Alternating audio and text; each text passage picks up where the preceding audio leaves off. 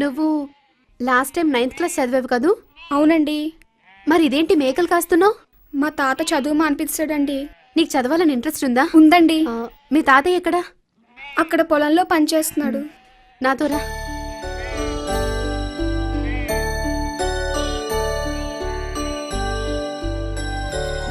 తాతయ్య గారు. ఏంటమ్మా? తాతయ్య, మీ మనవరాలు ఎందుకు బడి మాన్పించేశావు? తనేమైనా బాగా చదవట్లేదా? బానే చదువుతోంది.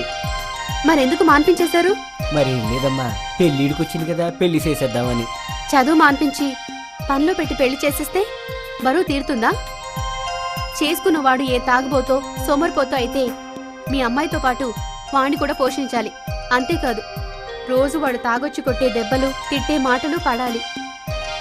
అప్పుడు చూస్తూ ఏడటం తప్ప ఏమీ చేయలేరు. ఏం చేయాలమ్మా, నా దగ్గర డబ్బులు లేవు. అదే అదే వద్దంటున్నాను. చేసిందంతా చేసి చేతులు కలక ఆకులు పట్టుకుంటే ఏం లాభం? అదే మీరు మీ మనవరాన్ని చదివిస్తే తను బాగా చదువుకుంటుంది. తను పై చదువు చదవటానికి ప్రభుత్వం సహాయం చేస్తుంది. తన చదువు పూర్తి చేసి తన కాళ్ళ మీద తను నిలబడుతుంది. అంతేకాకుండా మీకు ఆసరాగా కూడా ఉంటుంది.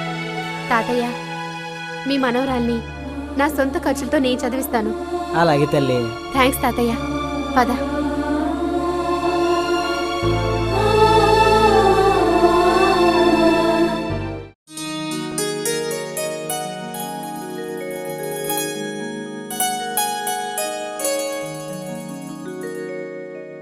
శిరీష.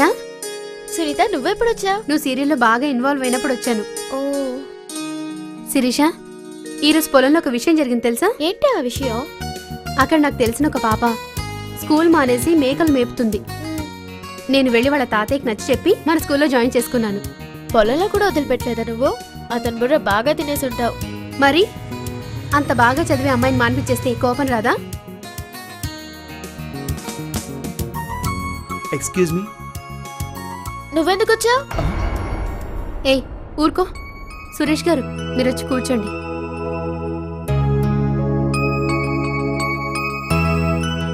సురేష్, నాకు తెలుసు మీ బాధ నేను అర్థం చేసుకోగలను. కానీ ఇప్పుడు నువ్వేం చెప్పినా శిరీష వినే పరిస్థితిలో లేదు. అయినా నువ్వు కూడా ఆ రోజు అలా చేయటం ఏం బాగోలేదు. కనీసం నువ్వేం మాట్లాడలేదట. అదెంత బాధపడుతుందో చెప్పు. నిన్నే నమ్ముకొని అన్నీ వదిలేసి వస్తే ఆ రోజు నువ్వు పట్టించుకోలేదు. ఇప్పుడు వచ్చి మాట్లాడితే అదెలా మాట్లాడుతుంది చెప్పు? మీరే నా బాధ అర్థం చేసుకోవట్లేదు. అప్పుడు నేను ఏ పరిస్థితిలో ఉన్నానో నాకు తెలుసు. నా మనసు తెలిసిన శిరీషే నన్ను అర్థం చేసుకోవట్లేదు. అటు మా నాన్నగారు నన్ను అర్థం చేసుకోవట్లేదు. శిరీష్ నన్ను అర్థం చేసుకున్నాకే నేను తిరిగి వస్తానండి. శిరీష, తను అర్థం చేసుకోవచ్చు కదా. తన తప్పేదో తను తెలుసుకున్నాడు. ఇంకా తన్నెందుకు బాధ పెడతావు?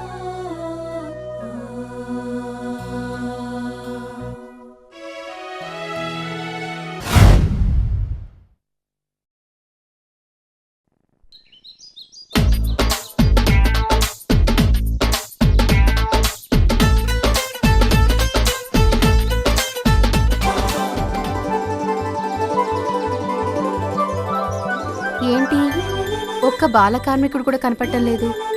స్కూల్ స్థాపించాలనుకున్నప్పుడు ఎవరూ కనిపించరు.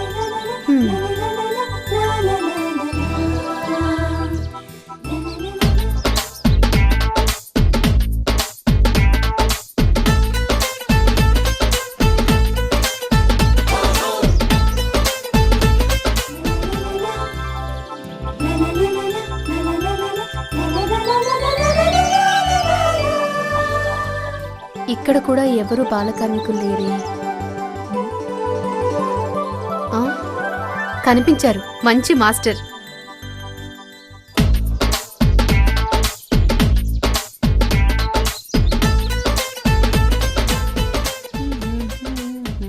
మహేంద్ర గారు, మీ గురించి వెతుకుతున్నానండి. ఎక్కడికి వెళ్తున్నారు? నా గురించా? మీకోసం ఎక్కడని చూడాలి మహేంద్ర గారు.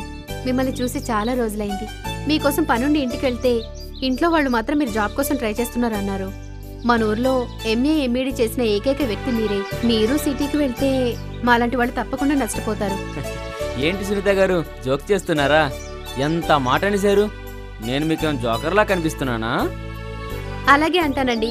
మీలాంటి చదువుకున్న ఆనిముత్యాల లాంటి వాళ్ళు సిటీకి వెళ్ళిపోతే మనూరు ఎవరు రక్షిస్తారు? ఏంటి సునీత గారు, అంత పెద్ద పెద్ద మాటలు మాట్లాడుస్తున్నారు. అవునండి, నేను స్కూల్ పెట్టాలనుకుంటున్నాను. మీరు మా స్కూల్కి హెల్ప్ చేయకుండా సిటీకి వెళ్ళిపోతున్నారు.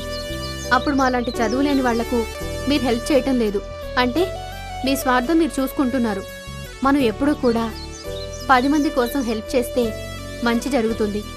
అదేవిధంగా నేను పెట్టే స్కూల్లో మీరు టీచర్గా జాయిన్ అయితే మనం 10 మంది పిల్లల్ని విద్యావంతులుగా చేసినట్టు అవుతుంది. అందుకని మీరు మా స్కూల్లో జాయిన్ అవ్వాలి. ఇది రిక్వెస్ట్ అనుకోండి, లేకపోతే చనువు అనుకోండి. ఇంతసేపు పొగిడింది ఇందుకోసమా? నాలో ప్రతిభను చూసి పొగిడారనుకున్నాను.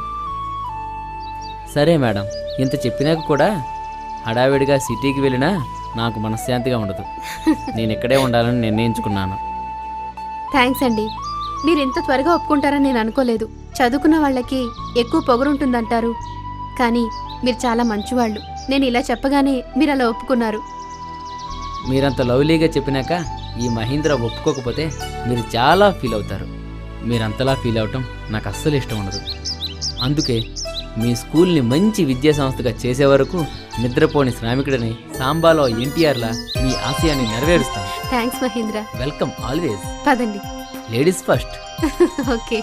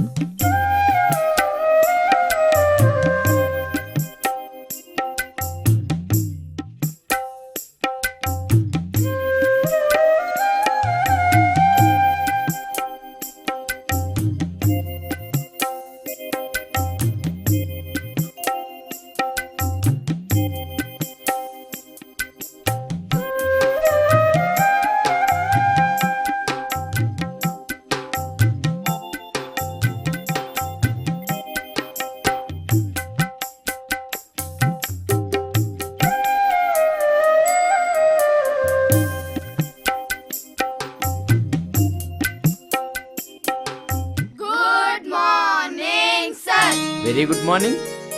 సరే, అందరూ ఈ కొత్త టైం టేబుల్ ఫాలో అవ్వండి. ఆటలకి 2 పీరియడ్లు ఉన్నాయి సార్. అవును, గేమ్స్కి 2 పీరియడ్లు ఉన్నాయి. మీరు బాగా చదివి మంచి మార్కులు తెచ్చుకుంటే మరొక పీరియడ్ కూడా పెంచుతాను. లైబ్రరీకి ఒక పీరియడ్ ఉంటుంది. ఆ పీరియడ్లో మనం ప్రపంచంలో జరిగే వార్తా విశేషాలతో పాటు మంచి మంచి పుస్తకాలు, మహానీయుల జీవిత చరిత్రను కూడా తెలుసుకోవచ్చు. జనరల్ నాలెడ్జ్ని కూడా పెంచుకోవచ్చు. కావున ఇంట్రెస్ట్ ఉన్నవారు జనరల్ నాలెడ్జ్ మీద కూడా కాన్సన్ట్రేషన్ చేయండి. ఇకపోతే ఇంగ్లీష్ పీరియడ్కి సురేష్ సార్ వస్తారు. తెలుగు పీరియడ్కి వెంకీ సార్ వస్తారు. సోషల్కి సునీత మేడం గారు వస్తారు. సార్ మరి లంచ్ పీరియడ్ ఎప్పుడు సార్? మిగిలిన టైం టేబుల్లో ఎలాంటి మార్పు లేదు. సరే పిల్లలు, ఇప్పుడు మీరంతా డ్రిల్ పీరియడ్కి వచ్చేయండి. Students ready, start.